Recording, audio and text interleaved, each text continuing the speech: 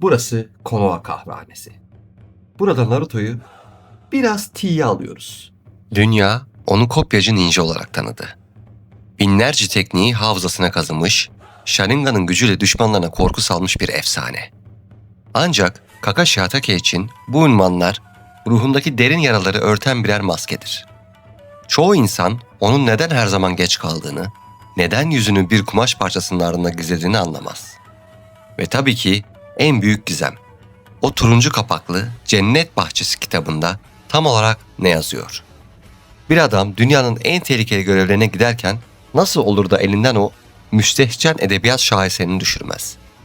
Bugün Konoha'nın 6. Hokage'sini sadece trajedilerini değil, maskesinin altında sakladığı o garip, absürt ve biraz da vurdum duymaz dünyasını konuşacağız.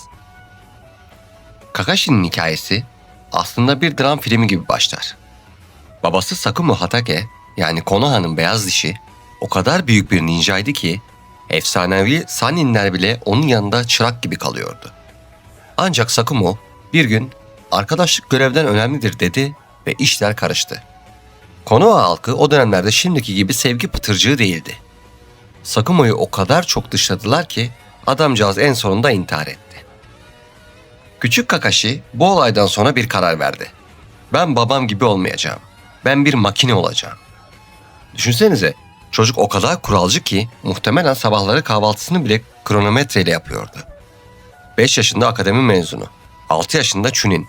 Biz o yaşta sokakta çamurla oynarken Kakashi muhtemelen bu çamurun viskozite değeri stratejik bir geri çekilme için uygun değil analizi yapıyordu. Minato Namikaze'nin liderliğindeki 4. takım aslında zıt kutuplar simülasyonuydu. Bir yanda kurallar kutsaldır diyen Kakashi, diğer yanda yine geç kaldım çünkü yolda yaşlı bir teyzeye yardım ediyordum diyen Obito. Kanabi Köprüsü görevi Kakashi'nin hayatındaki en büyük kırılma noktasıydı. Obito'nun o gün ölmeden önce söylediği arkadaşını terk edenler çöpten de beterdir sözü Kakashi'nin tüm yazılımını çökertti. Obito ona Sharingan'ını bıraktı ama yanında bonus olarak bir de kronik geç kalma hastalığı miras kaldı. Evet, Kakashi'nin o meşhur yolumu siyah bir kedi kesti veya hayat yolunda kayboldum bahanelerinin kökeni burasıdır. Adam resmen Obito'nun ruhu huzur bulsun diye 20 yıl boyunca her randevusuna en az 3 saat geç gitti. Bu bir saygısızlık değil, bu bir yas tutma biçimiydi arkadaşlar. Ya da biz öyle inanmak istiyoruz. Kakashi tam arkadaşlık güzelmiş demeye başlamıştı ki kader ona bir tokat daha attı. Rin'i kendi elleriyle öldürmek zorunda kalması, işte o an Kakashi'nin kalbi tamamen mühürlendi. Anbu dönemine girildiğinde artık lakabı soğukkanlı Kakashi'ydi. O dönemdeki Kakashi ile karşılaşmak istemezdiniz. Şaka yapmazdı, gülmezdi, sadece görevi bitirirdi. Tek eğlencesi muhtemelen Sharingan ile düşmanların ne yiyeceğini önceden tahmin etmek falan olabilirdi. Ama aslında içten içe bitmişti. Her gece ellerindeki hayali kanı yıkamaya çalışan uykusuz bir gölgeye dönüşmüştü. Ve sonra kader ona Naruto, Sasuke ve Sakura'yı verdi. Tanrı aşkına bu bir ceza mıydı yoksa ödül mü? Bir yandan sürekli bağıran bir çocuk, diğer yanda ben çok karanlığım diye gezen bir ergen ve sadece Sasuke diye sayıklayan bir kız. Kakashi'nin meşhur zil testi aslında onun hayat felsefesinin özetiydi. Yemeği tek başına yiyen, zili alamayan aç kalır. Kakashi bu çocuklara aslında şunu diyordu.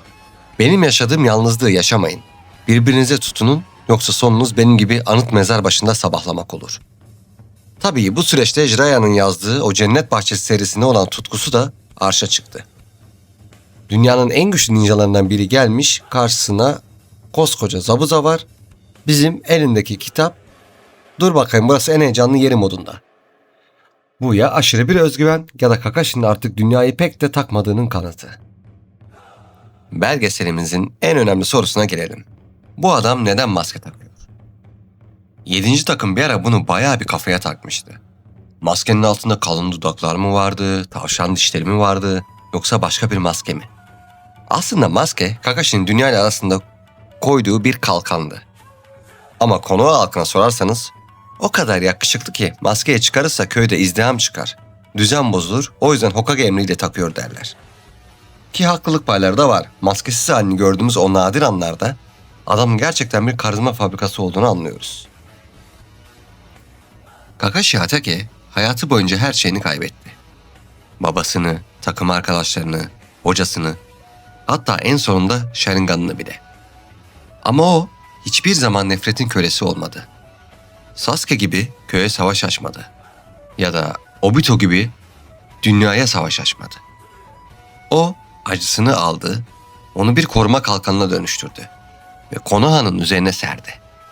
6. Hokage olarak emekli olduğunda ardında sadece binlerce kopya teknik değil, birbirine güvenmeyi öğretmiş bir nesil bıraktı.